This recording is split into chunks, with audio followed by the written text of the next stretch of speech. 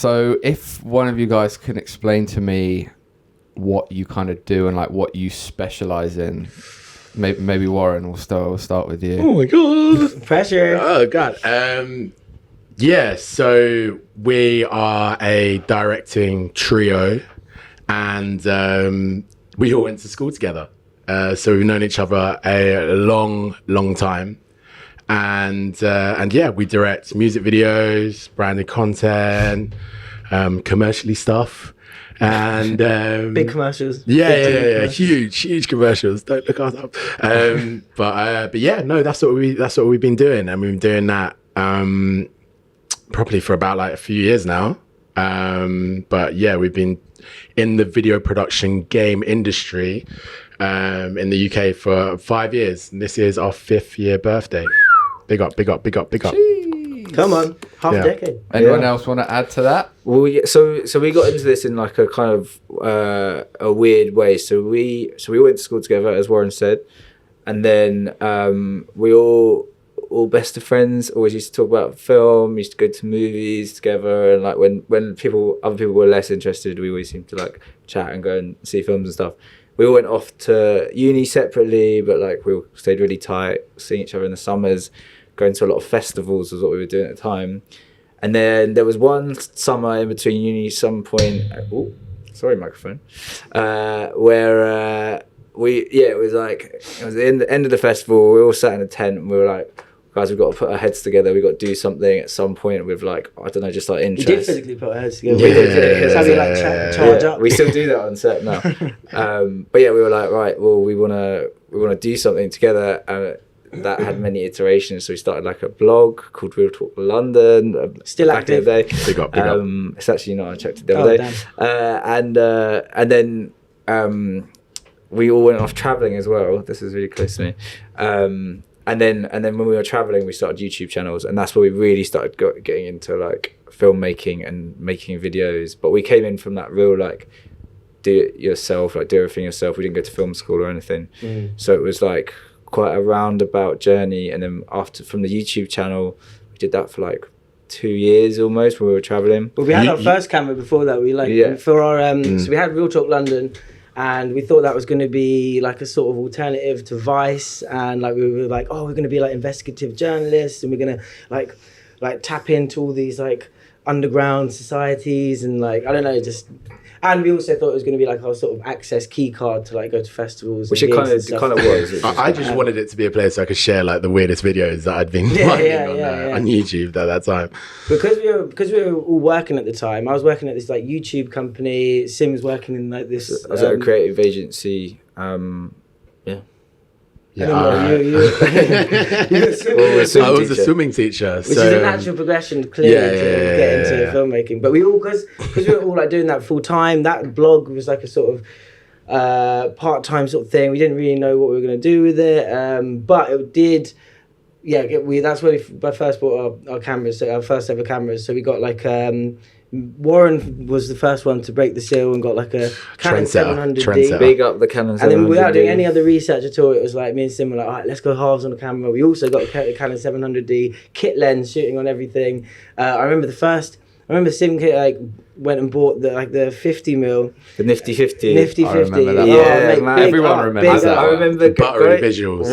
When we were filming this interview for this band, like just our mates basically, and I was like, "Yo, Dean, I've got a surprise, man. I've got the 50mm," and we're just playing around with the bokeh, being like, "Whoa!" I'd never seen like on our own hands doing like a sort of shallow depth of field, like racking focus, and it was just like, wow, this is crazy. But then it's a door into another world, man. I swear, that's where it starts. That's where it starts. And like, what was it? Shooting at 720p. Yeah, highest, but it did the job at the time, and we made a few little videos. Audio was never a strong point for us. Like we'd always like be recording like in camera and stuff. But anyway, we did all that, and then we sort of 2016 came about. Warren left and went traveling, and went to go live in Vietnam. And then like me and Sim were like, oh man, we need to get our stuff together and actually do the same. And so we booked a one-way ticket to India, and because I'd been working at this like YouTube company,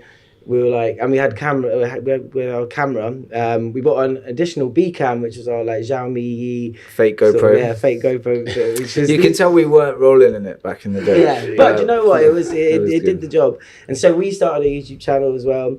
And in 2016, we sort of quit our jobs, and we just got on this one-way flight to India. And then we were away for 2 years. 2 years, and we went and met up with Warren. We were making these YouTube videos. A lot of the time, it was just me and Sim like chatting to camera, being like, "Yo, we're in India now. Hey, we're in Thailand." Classic YouTube vlogger. Yeah, it wasn't as cringy as But that. we tried to do, there'd be ones where we'd like try and come up with little concepts, or we did like a mockumentary one, and like or like try and like parody things from films and stuff. So those 2 years were essentially our film school. And so because Warren went first, he had his own channel, and then we kind of like merged when we all met up, and was just making videos together. But it was like a training ground to learn how to edit and like construct a narrative, and like and it may be different to how other people got into it, but like it was definitely like we learned like the basics of constructing a Story, man. And it was stories. the basics. I remember we all had like Yeah. very, very, very rudimentary like laptops, and everything took so long. Even with this like very low res footage, it just like took us so long to even construct this sort of thing. And because we weren't going out with any sort of storyboards or anything, it was also just trying to like mesh together like any little ideas.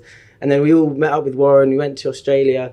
We all got different jobs in Australia, but this is also where we got our first ever paid job. To actually make a video for like an actual client, which was a bit mad. I met this woman who worked in marketing, and I was like, How "Do you did need a?" Might have been on an app. I don't know. I can't remember the details. A little bit blurry. So I don't know. But very, very early on, it became very professional. How we got half our jobs. It's an untapped market, man. bumble for business. Yeah, generally. But yeah, I met this woman, and she worked in marketing, and I was like, "Do you need a video?" And she was like, "Well, I've got this campaign coming up for this like pram company," and we were like, "Oh yeah, okay, cool, we can do a video." And she was like, "It's $2,500." Which at the time, having been backpacking and now just like also scrambling for money in Australia, which is super expensive if you've got not much money coming in. Yeah, I was doing removals, and these guys were working for a charity on the street. We've cheered people trying to sign people up for the Guide Dogs of Victoria. Yeah. Got quite a few sign-ups. Sim was good. Sim was good. But yeah, so we got that first paid job as like freelancers essentially, and then that was kind of, we were like, oh, we can actually make some money from doing this.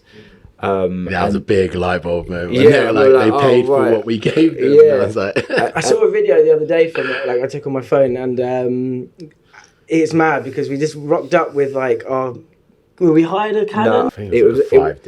It was like something like a 5D. 7D. So we had like a slightly better camera. It was horrendous. We didn't know how to match the different cameras' footage, and it just all looked a bit. The glide cam. The glide balancing the cam. glide Oh cam. my god, man! We were just like trying our best. You know the ones where you get like Yeah, have to sort of I know the pinch ones. it. and Shout out the everyone's- glide cam. Shout out anyone who still uses that. Oh man! Yeah. Why do you not see it? I feel like at the time it felt like it was I revolutionary. swear, and we Yeah. thought it was there's gonna some be- guy on Instagram that still uses it, and he's like Mad. insane with it. I Yeah. swear, Yeah. like he's known as the glide cam guy or Oh, whatever. Liking. Yeah. Man. But so yeah, just to kind of bullet point that, because that was a lot. Rambling, So you were all friends before, Mm-hmm. kind of went off in your own separate ways to uni, but then kind of came back. Or was that after uni? So in between uni, we'd meet up like in Okay, the summers yeah. and stuff. So we went to the fest. We're doing all the festivals, and that's where we had the idea to start this blog. Yeah. So we got cameras for the blog to like take videos and photos. and then you went traveling. Yeah. And that was kind of your film school. Yeah, you definitely. kind of that was you like vlogging. Yeah. Yeah. Filming each other, I guess, Yeah. filming the activities and events that went on whilst traveling. Essentially, and we were like, probably like school of YouTube in terms of like, Yeah, I can't remember who the main. So who do we used to watch? It was like I think it was, YC Imaging. and like, YC Imaging. Ben Brown, actually. Ben Brown, Because yeah, he was huge yeah. at the time. Also Fun for Louis as well. yeah.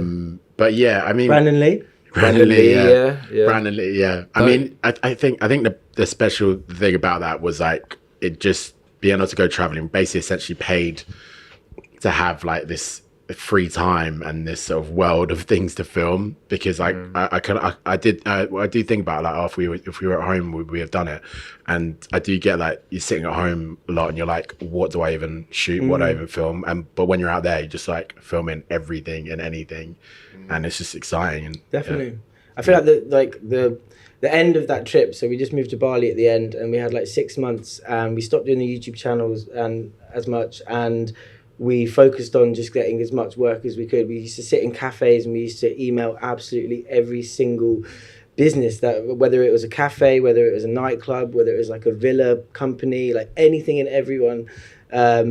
We're just saying, hey, we're cameras for hire, we directors or whatever, just saying we can make a video, and we would do just like this mad eclectic range of stuff, and each month was like a different project. We'd only really do like 1 a month or 2 a month at the very most, and we would pay cash in hand and stuff, and that was sort of enough to get us by living Wild there. West. It meant, yeah, definitely. But then we sort of hit a ceiling there, and we were like, because it's easy living, right? And you're in Bali and you're like, oh, we can go surfing every day, and there's not this like mad pressure from clients, and feels kind of like chill. But yeah, we definitely hit a ceiling. We were like, oh, you could easily make a name for yourself here, but you're not like pushed to creatively or anything. So we all decided in 2018, we're like, we've been away for 2 years now, we've got a bit of a show reel, let's go back to London.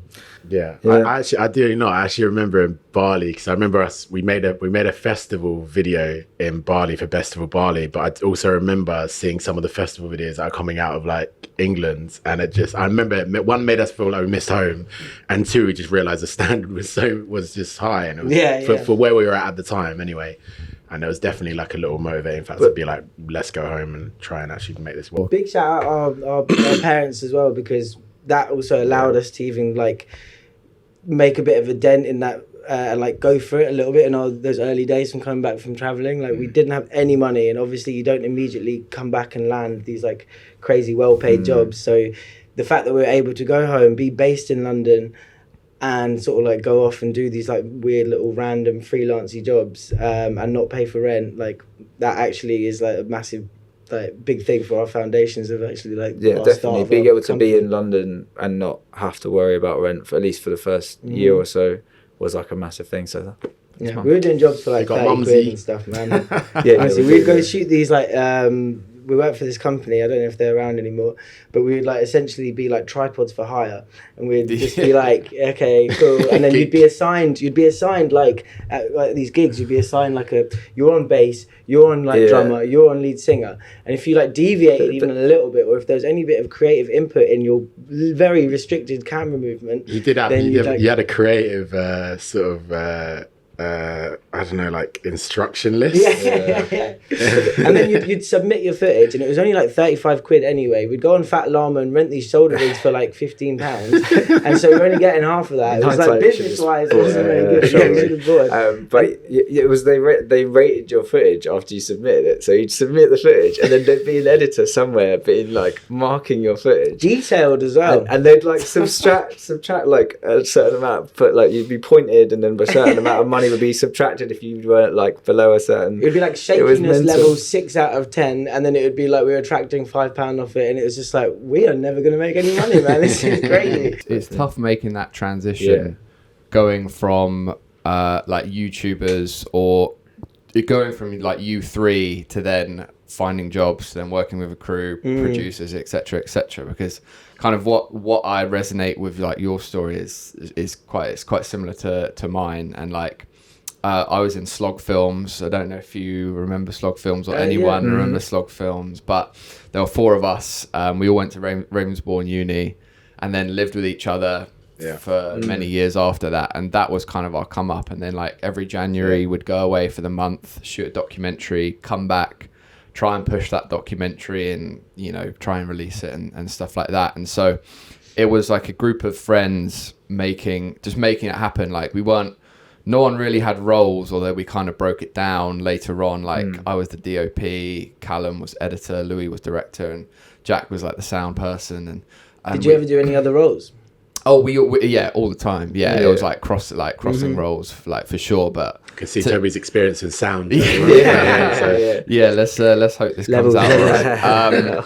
But yeah, it was like I know what you mean by just like it was a everyone chipping in and like to get it done. And it's a hard transition from that to then making money or making serious work, because you have so much fun when it's just like friends making Definitely. it, and then when it comes to like pitching or proving to people that you can do it, that's a whole nother game. Definitely. I think that's something that we're still working out even as well, like, because it's a hard one to get across, because we're like, hey, we're a production company, we're also 3 friends, and we're also directors, and like, I feel like there's been a lot of the time, like, people sometimes can be a bit confused and be a bit like, are you guys, especially when you first started, people are like, are you like a band of creatives? Are you like, do you do everything end-to-end production all in-house and stuff? But I guess it's we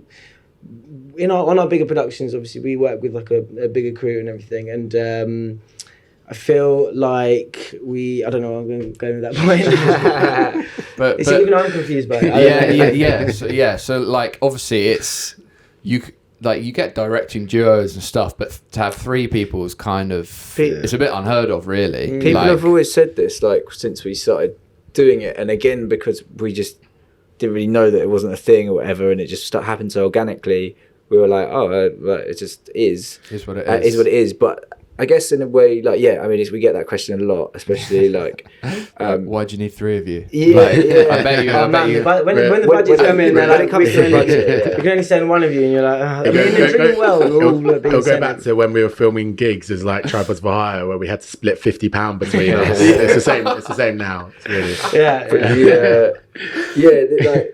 really. But then, so we've also kind of, although we direct as the 3 and we do all the creative together and treatments and shot lists and stuff together, we do separate out on, like, it's not always 3 of us on set. Even if it is 3 of us on set, it's not always all 3 of us like directing at the same time. Sometimes we'll pick up other roles if we need to, or like if we need to split out. And the ideal for us is, like, especially financially, depending on the project, that we can do more than one at a time, right? But the creative is a 3 shades creative. Yeah, that makes sense. I think what's important to remember as well is that, like, even though we obviously come across as like we are a trio and we're always like our idea is all 3 of our ideas, but we also, I feel like in the last couple of years also, we want to also focus on the fact that we are also 3 different human beings with our own thoughts and feelings, and so like someone will like lead a creative a little bit, and so like even our creative process, like I'll tell you a little bit about that. A brief will come in, and then we'll all sort of, because a lot of people ask, like, how does it work? And if we all just like brainstorm, and it's that was just one like, of my questions. If it's like this harmonious sort of thing, and it's like we've got a knack to it. Obviously, we've been doing it for ages, but essentially, a brief will come in, and then we all go away individually for like an hour, a couple of hours, an afternoon, a day, whatever, and then we all find our own references, all try and like brainstorm individually, and then we come back, and then we sit and we sort of just like mesh it out and talk about it. We fight out. There's a lot of wrestling. When we do have a briefing, we'll hash out the ideas, and kind of everyone will sort of almost like pitch their like initial thoughts, and then more often than not, there'll be one that kind of resonates a bit more than the others. Whoever's voice is loudest. I think I know who that is. Mr. Stubborn over there. The cracks are really showing. We'll hash it out. There'll usually be one sort of stronger strand, and sometimes you'll combine it.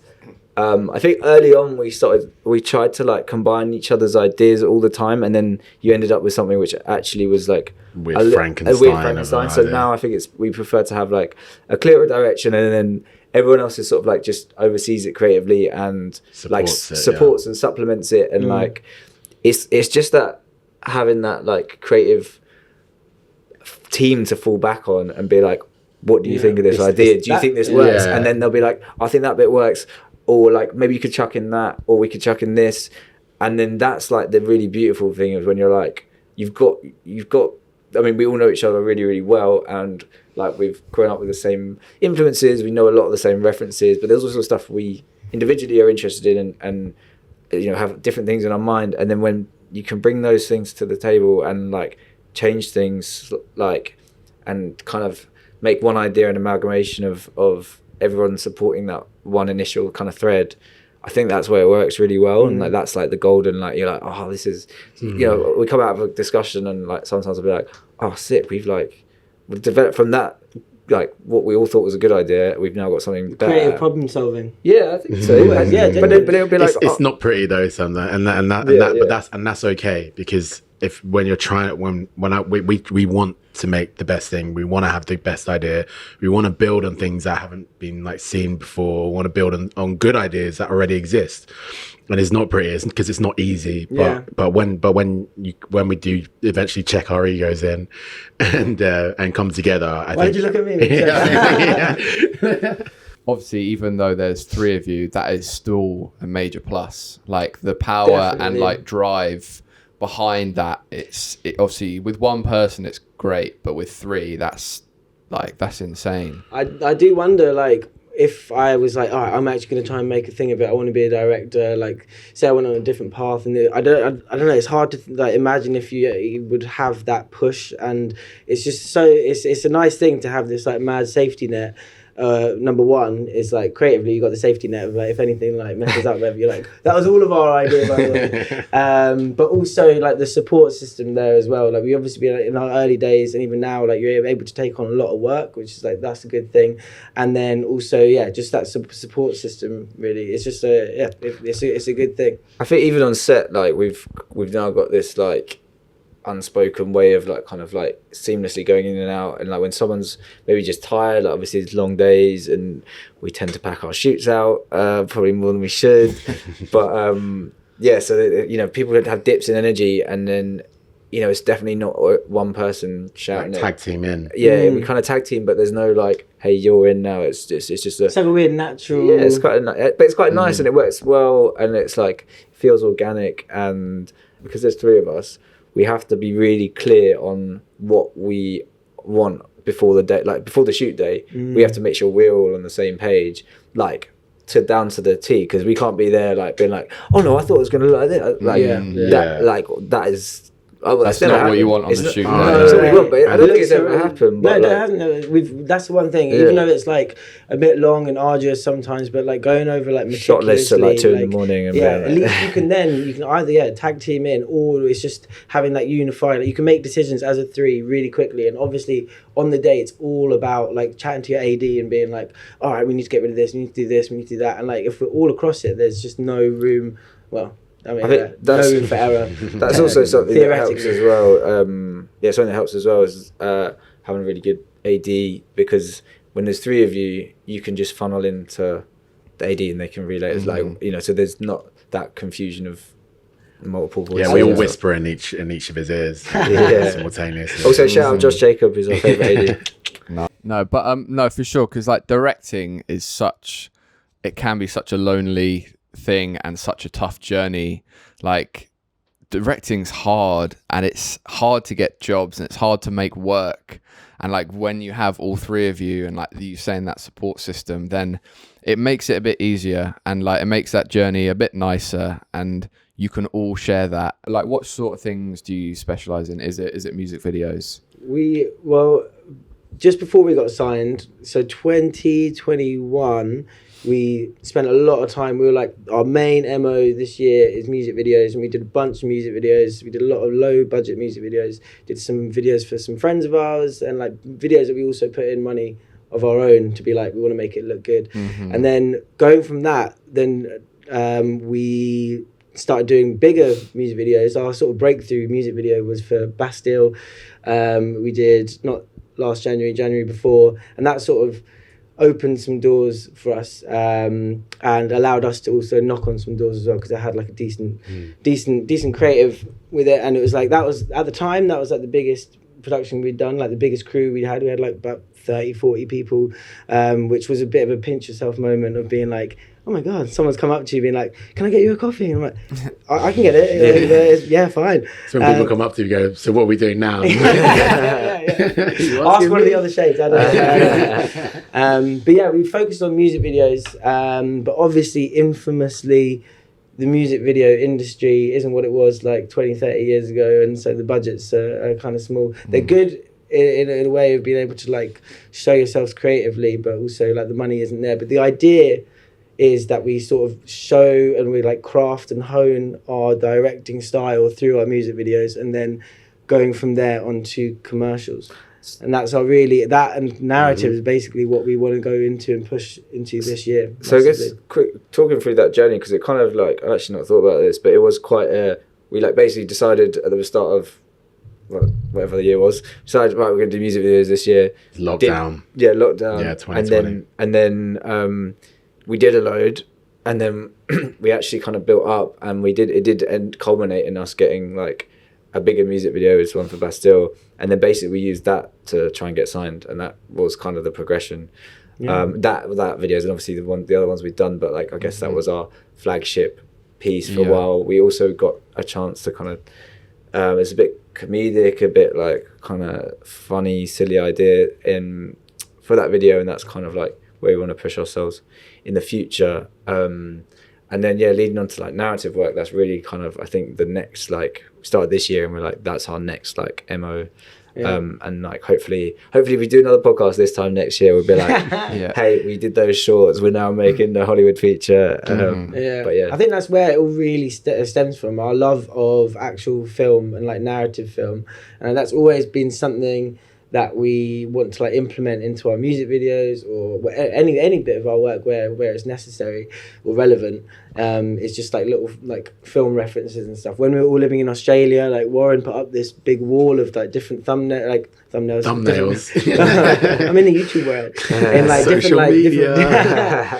All these 9:16 frames. And like all these like favorite frames from films and stuff. But it's a big thing for us. And I've got this like bucket list thing that I would love to tick off, is like getting a short done and just being sat there and doing like showing it in an actual like theatre or cinema or anything. That is something I really, really, really, really want to get done, and just being sat there like watching it properly projected on the screen, and obviously doing the big Q&A after. We'll get there. 100%. I get that, because it's so hard to distinguish a style when you're working for other clients and like content work. In my head, I have a style, but in like reality, I haven't materialized that kind of thing. So, and it's tough to build upon. Definitely. And like when people do that, you're like, wow, that's sick. And then it's new, refreshing, it's original, and you're like, wow, like. And it gets them in the room. Like people are like, we want that person for that reason, because we're looking for that particular style. It's difficult. I think for ages we were like,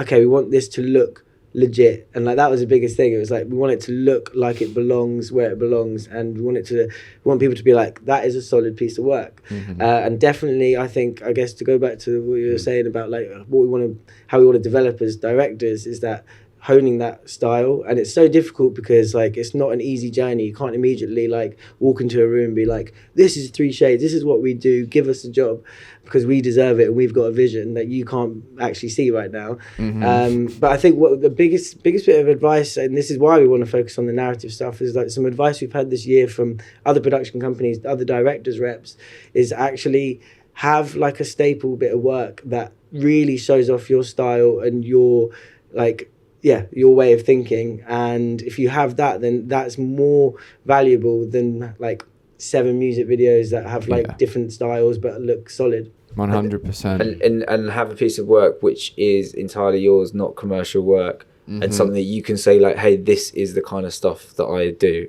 or that we do. But like in order to do that, you have to invest Yes. your own money, So your own time, and which is the catch, because no one's going to force you to do that. You have to do that yourself. And it's so hard to get that done, but we've been struggling with that we've been struggling with that whole thing of like, you know, having these ideas, and we always say now we're like sick of telling people that we've got these short film. You've got these ideas, Oh we're my so God. tired of it. So like, long, man. It's annoying that like we haven't got anything out now, so we can point people to it. But watch this space. But I think the forcing yourself to do that, and we've struggled with that since we started, because we've always been. Also, we came to this quite late compared to like a lot of people. I think when we got back from traveling, we were 26. Again, moved in with our parents, and then wanted to get out as soon as possible. So we needed that money coming in straight away. So we started from hey, we just need to make money from this as soon as possible. And so I feel like we're kind of like retrospectively working backwards. You know, a lot of people do shorts when they're at film school or whatever, and we're kind of like trying to like fill in those gaps now. But I also feel like we've put ourselves in quite a good position in the sense of like we know how to make stuff that we know how to, we've been doing this for a while now, so hopefully puts in a good point to make. It also makes it harder because before we could just like run out there, film anything and put it together. But now after having like crews and like great DOPs who work with, it's even harder because then you're looking at stuff that you're filming on a budget and you're like, oh god, this doesn't look as good as I wanted it to look. That's tough. That's tough. Yeah, but like I think you can do it over time. Like you can implement it subtly, your style over time, like drips and drabs kind of thing, and like that's probably going to have to be you throwing in your own rate to get the Steadicam or to get the that lens that you want. But then like you can subtly do it over time, but then it's also good to do that because then you can build upon it and develop it yourself and be like, oh, that worked really well. That like you can almost be like, that was the best thing about that content job that I did was that lens that we got in or whatever. And you can kind of build upon it like that. But I think that's a good point. Just in the fact that like even going back to talking about ideas, that ideas don't come fully formed. Like even when you think you've had a brainwave, there's like all those like, I don't know if you follow any of these like script writing pages, and it's like all about that lighting bulb idea for a film. You go down to write it, and you're like, wait, what is like? You've got an idea, but you can't put it out as beats or you can't describe it. So like ideas take work, and similarly, I think building a style takes work. So it's not going to come fully formed. You're not like, oh, okay, I'm this style, and then you're going to make a film which is exactly that. Like it I think you're right. You find out what works over time. Yeah, but I think it's like it's a balancing act as well though, because there's definitely things where you're taking a little bit too long to just get this done. Do you know what I mean? It's just like I've been sat on a script that I started writing like 3 years ago, and I know people have been write scripts for years and years and years, but I don't know. It's just hard because you're like, I want it to be perfect, but then also like, how long are you going to be sat on that? And like, life is short, man. Like, just get out there and actually, in some instances, I think it's. And I'm not even like, the proof isn't in the pudding because I haven't done this, but like, I think it's with some things, it's like, just go out and get that stuff done. So with that in mind, I feel like we want to get a couple of these, like, along with some of our narrative, like shorts we want to do, we also have been writing very small, contained, in like theoretically easy to shoot sketches, which feel like a quicker win, but something that we definitely want to get done today. And that's also going back to our style as well. We want to feel like everything that we like and everything that we want to like work on is always like has like hints of like comedy and like a sort of dark comedy, semi-surreal. That's the sort of world I think we want to inhabit. And that I feel is quite, especially when you're doing like kind of content jobs or music videos. We have been able to get it into a couple of music videos, but it's quite hard to inject that into like, I don't know, we do some fashion stuff as well, and like it's very hard to get that kind of narrative like darkly surreal style. We definitely get worried about pitching too weird or abstract or comedy sort of centric ideas, just because we just know that the client probably won't go for it, and it's inhibited our sort of creative approach at times, which is still fine. It helps us like understand like the parameters of what we've got working. It's what we're gonna have to do if we ever do commercial stuff. But yeah, it has stopped us kind of being as weird as I know we want to get and some stuff. But yeah, I think we know that if we want to make the stuff we want to make, we just got to go out and then do it ourselves.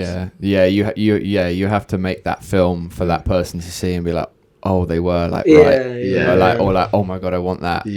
Like a good example I can think of right now is like Gabriel Moses. Like he's hot right now. And he's got that like exhibition, and like everyone just like wants his style and stuff like that. And it's like, how did he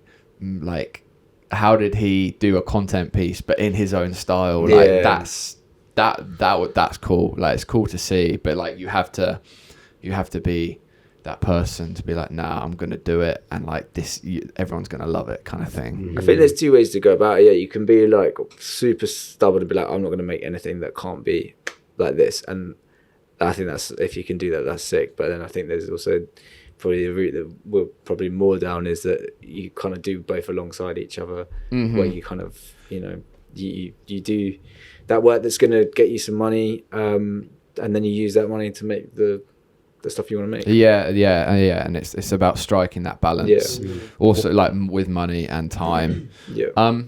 But yeah, okay. So like moving on, like what's been one of your favorite shoots / most memorable? We can maybe cover a couple. Just want to get some tales from the trenches, you know.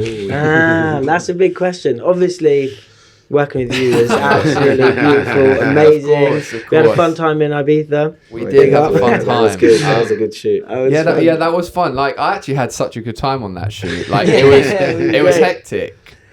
But actually, like I loved it. To be fair, like it was sick. Like in terms of, because sometimes you don't have too much fun on set, but that was just so much fun. That was also an example of everyone kind of pitching in and doing whatever. I think I was Toby's B cam in the middle of a beach club, which is great.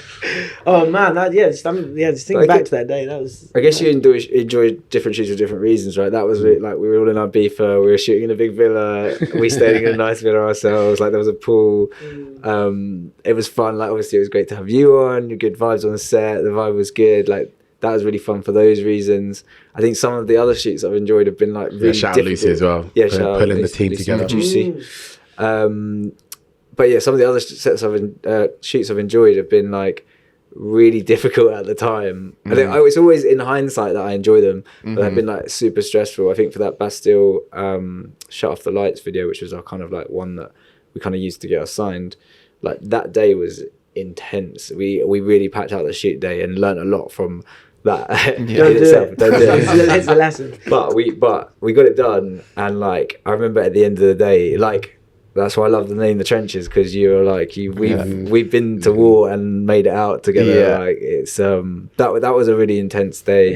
That ended with an elevator scene where the point of the scene was everyone just starts laughing manically in the elevator, but at that point we were all so like deprived energy to believe. The location were trying to kick us out, and we had this like 6 or 7 people in a lift. Obviously the camera was just like handheld, everything was being packed up around us. And then, to be fair, we were trying to get them to laugh, and we were getting there, and then it was Josh Jacobs, first AD. He just like, I don't know if he'd lost it himself or not, but he just started manically laughing, and then everyone on set was just trying to get this shot done, so everyone was just laughing, and that was like a good funny little beautiful moment. I feel like generally speaking, like that sort of intensity of a day where number one there was so much build up to that, where we really knew, because there were so many elements to it, and like creatively it had to work because it was like kind of like semi-narrative and semi-comedic. We were all so in it, and we did so many test shoots. It's always a fun thing when we always like do our test shoots on our phone and we play the characters. Sometimes I hope that we can actually cast myself in it, but these guys won't let me. He tries. We're asking for self-tapes every time. Keep going on my Star Now profile. But it feels, I love, we always talk about like the sort of ups and downs of like a really intense day like that, where always you start off and you're like, okay, it's the morning, all right, and then after lunch slump, and then there's a bit where you're like, oh my god, this is horrendous, like nothing's working, I'm super stressed out, everyone is freaking out. I remember going up to, they shot like the first scene or set up outside, and by the time they got inside and I was inside trying to like manage just sort of like the next setup. It's a good reason. Good reason. There's also 3 of us as well. And then they came in. He's so chill, and I was like, "Yeah, guys, you're like an hour late coming in here. Don't worry about it, man. Yeah, don't worry about it. It's fine, man. We'll be fine." Yeah. You need the balance of being chill and like super stressed and stuff, but then too much of either way is detrimental. What are like the main things that you have learned when it comes to like a shoot day? And I don't know. Should we take it in turns? Don't get drunk the night before. Only on passion projects. Helps you relax. That's all of us. What did I say? Learn. Just like be so prepared. Like even because I think even if things do change, if you go in with a plan, but you just be open to things changing, I think that's the best way for us anyway. And me personally, I think I prefer to go in with a really solid plan, but just be also if it all crumbles, Ready to throw it out just the be window. like, cool, let's go with something else. But yeah, I think for us again as a three, just being really really prepped, so we all know exactly what's going on. Bring good vibes.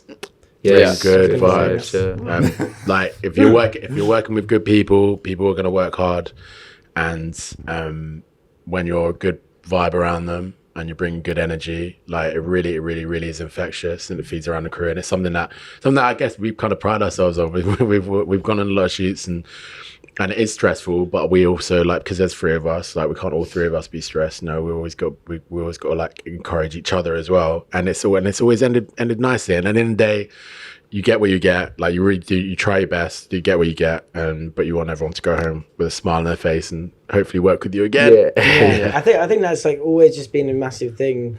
Definitely, like I've always been like, I want everyone to enjoy this, like, because at the end of the day you're making a video, you're not like, you're changing the world in one way, but realistically, like, it's meant to be fun, and obviously it's not always fun. You're in the trenches, you're up against it, but I mean, like, if you're there not having fun, having like chosen this career, like, I mean, not that there's no point doing it, but like what's the point, really? And like, you just want, I feel like that's, as you said, like going off of that, like, because we know each other, because we've been like went to school together, because we've like spent so much time together, we can like, I feel like we bring like a sort of ease to the, like, to any sort of tension or atmosphere. And like, so I know everyone is stressed and we're all trying to get it done within the allotted time, but like, I feel like we immediately get everyone a bit more comfortable and stuff, and we want everyone to enjoy it, because also we want people to go away and be like, I like those guys.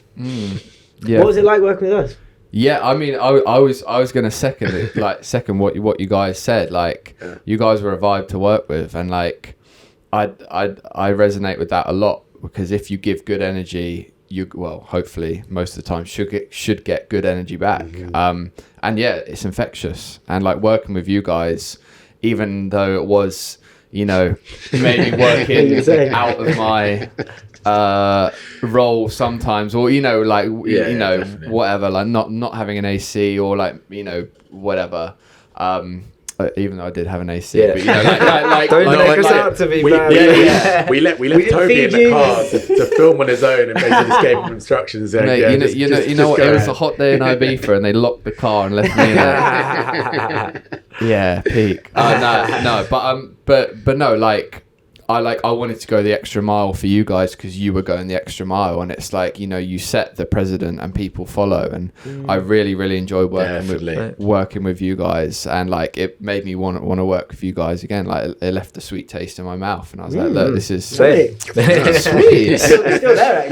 Yeah, and like, no, it's good. I just like, you guys are just real people, and sometimes people aren't like that on set, and people can seem disconnected from the vision, or from the energy of like the way that things move on set, and but you guys were hot on it, and like it made me feel like a part of the team, and that's the best thing. Like, oh man, we want everyone to feel like they're a Shade when they're with they're part of the Shade family. But genuinely, because I think we've been friends for so long that like we are always joking about with each other as well. So I think, like you said, it becomes infectious on set, and also like it's just, it adds extra stress if everyone is at least letting on that they're stressed. Like, you know what I mean? At some point, you can't do anything about the delay. You can't do anything about you running over. At some point, you've just got to be like, look, we're going to do the best we can. Or just if people are a little bit rude, immediately you can get a vibe from someone. Sometimes, like, if you're working with someone for the first time, sometimes you can be like, hey, you introduce yourself, and then you're a bit like, okay, they're a little cold. But then hopefully it's like almost more of a mission. I'm gonna be like, I'm gonna break you down. I'm gonna melt your ice heart. And like by the end of the day, you're gonna be like skipping along like in a cheerful mood. Yeah, no, I think it's a great way to hold yourself, because in this industry there is so much pressure, and things can get pretty intense on set, and like it's nice just to have a laugh about it, just to be like not too serious, but serious enough that you get the job done. I think this attitude has come from like, because we did do everything ourselves. I mean, we started doing absolutely everything, as a lot of people do, but even like, because there were three of us, even when we were kind of like, we put money into our own music videos and stuff, that we'd be like helping out gaffers and like not spark. I'm not going to say sparking, but like just doing like helping put up lights and carrying kit everywhere, and like I think there's still like like an element of that to the way we work, in the sense that we're not like.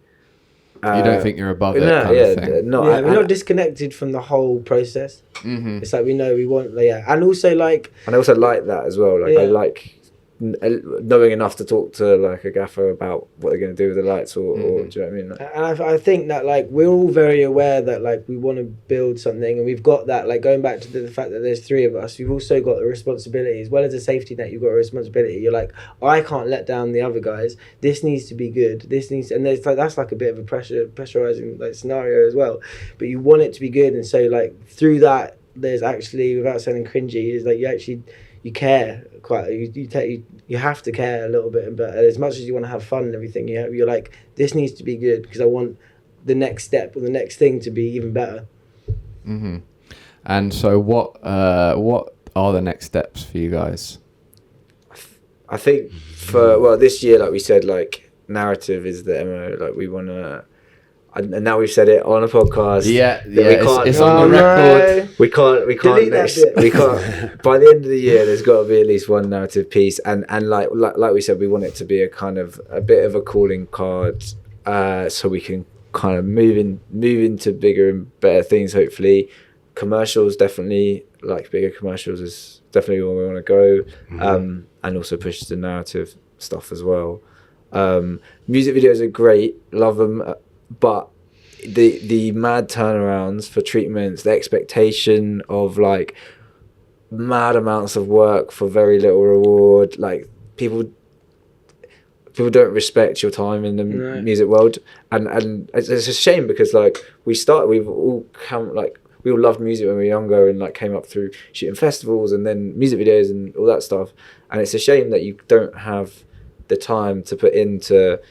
You know, if you get given a brief and they're like, we need a treatment in 24 hours, and you're like, that's fine, but my idea isn't going to be fully formed in 24 hours. It's also, I feel like turnarounds. I also feel like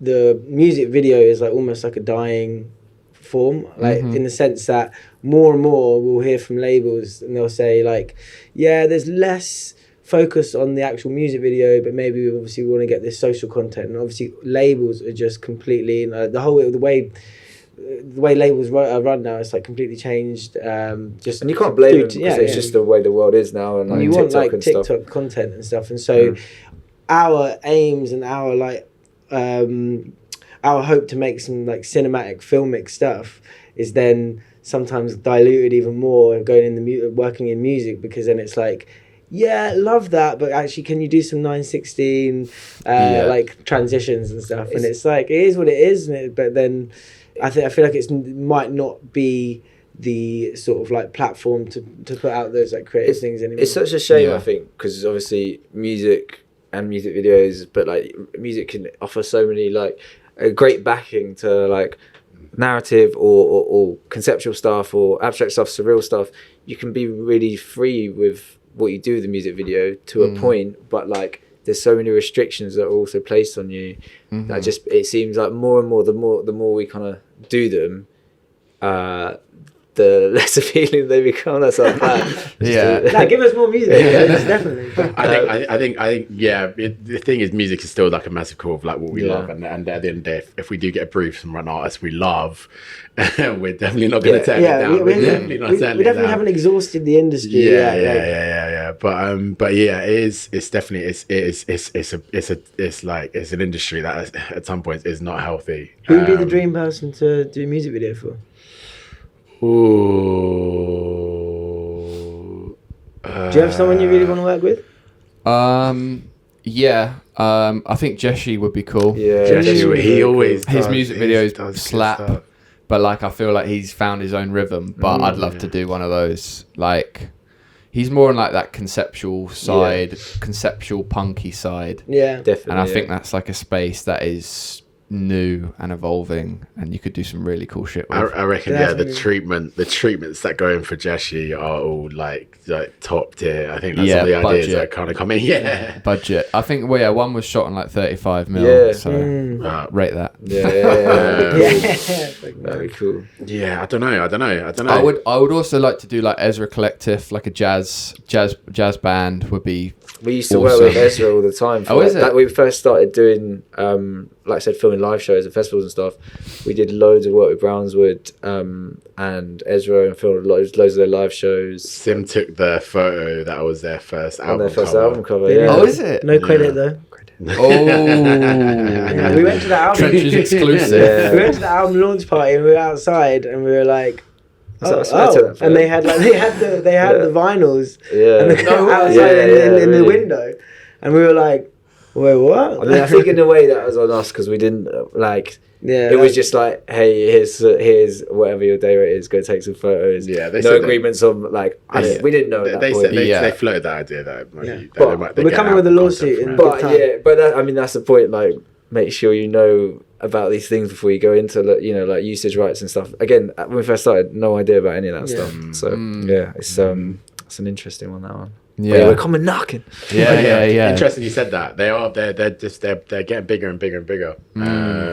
I think like just to do a visual piece to a jazz track would be sick. Yeah, Leaves you a lot of like room for. Yeah, it's just total interpretation, and I Yeah. feel like you could really put your stamp on it. for sure. Like, Yeah. there's no like lyrics leading it, or it's just vibes. True. There's a Yusuf Days video actually for the ladies. That's a really good video. Okay. Where it's like that's kind of jazz inspired, but it's got a big like sort of creative like sort of visual to it. That's really that doesn't fit anything specific. It's just for that. Just to go back to his arts, I Yeah, personally who would would love you- to do one for Bowen. I'm a bit of a fanboy for him, Yeah. but it's only because you know that he would be open to, like, based on the music that he's done before. It's a bit like Jeshi, as in the sense that you know that he'd be open to like a really cool concept or just stuff that's done really well. And is stuff that like, are those relationships that you actively seek? Do you Good question. like DM artists or whatever? No. We could do that more, and I think that's something. I feel like if we get we have a bit of more clout to potentially do that. We when speak to labels and yeah. management. We've not really like reached out to artists. Not for a long time anyway. We used to a bit, Yeah, but yeah, we I guess it's like, I think once we got sort of caught up in the whole like label commissioner send you treatment, you pitch on it, they'll pass it on to artists. I guess maybe it felt like, I don't know, that's the system that you need to use, but I Yeah. don't think it necessarily does need to be that. And yeah, I think there's a lot of people who do have great relationships with artists, especially if they start from the beginning, and then like kind of build up as the artist builds up. that's the And that's ideal great, scenario. like, so, yeah. Yeah, That's it's the usually like the ideal. day ones, Yeah. like Yeah. that were friends before they blew, Yeah, or like yeah. it's hard to be direct with someone and be like, look, give us 30 grand or Yeah. whatever 20 grand, and it's a bit of a hard sell It is a hard sell. unless you're like, I don't know, some big ass Yeah, director. absolutely. Yeah, it's and- a tough one. But yeah, all right, cool. Yeah, so we have 8 minutes left on the camera. So just on like kind of wrapping it up on a final note, like what advice would you give to people first starting out as a director?